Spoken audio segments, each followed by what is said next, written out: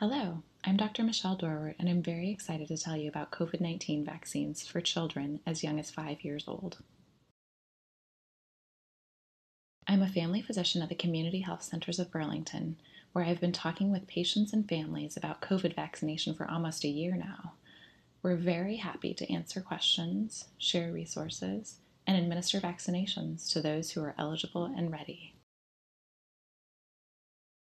For about the past month, Pfizer COVID-19 vaccines have been available for children as young as 5 years old.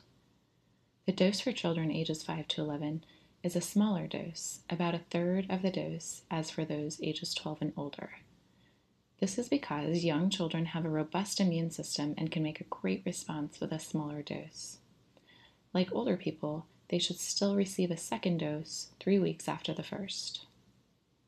The dose for children ages 12 and older is the same as for the adult dose, and these children also need a second dose 3 weeks after the first.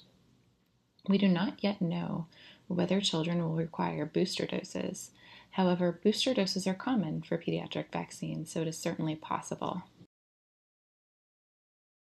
Of course, parents want to know, are the vaccines safe for children? At this point, COVID-19 vaccines are the most highly studied and scrutinized vaccines in history. There have been rare instances of significant side effects, but the vaccines have proven to be extremely safe and effective. Over 3,000 5 to 11-year-olds participated in the Pfizer vaccine trial, and no serious side effects were reported. Additionally, in the past month, nearly 3 million 5 to 11-year-olds have been vaccinated in the U.S., not to mention the more than 4 billion people who have been vaccinated worldwide, including over 100 million people fully vaccinated with 2 doses of the Pfizer vaccine, of whom 12.6 million are 12 to 17 years old.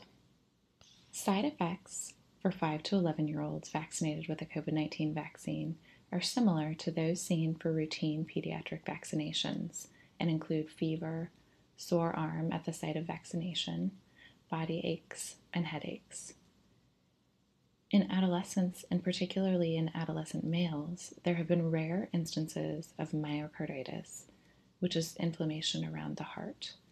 These cases have generally been very mild, treated with ibuprofen, compared to cases of myocarditis seen with COVID infection, which, while also rare, can be quite severe.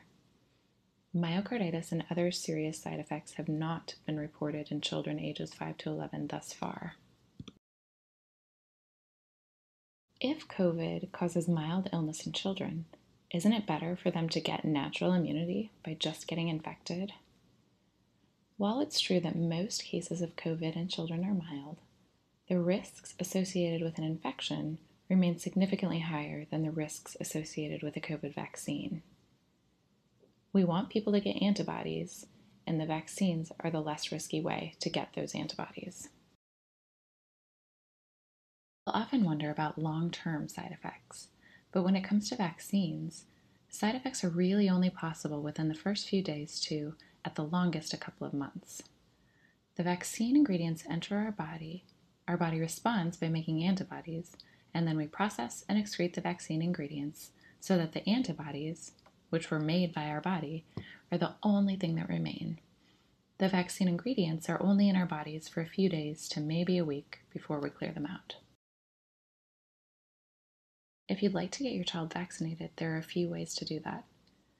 One way is that you can register for an appointment on the Vermont Department of Health website. Currently, at CHCB, we can vaccinate anyone 12 years or older during a routine visit. And soon, we will have vaccine doses available for children ages 5 to 11. The supply will increase as availability increases in the state. Thank you for your time and attention. We're always very happy to answer any questions you have, so please don't hesitate to ask.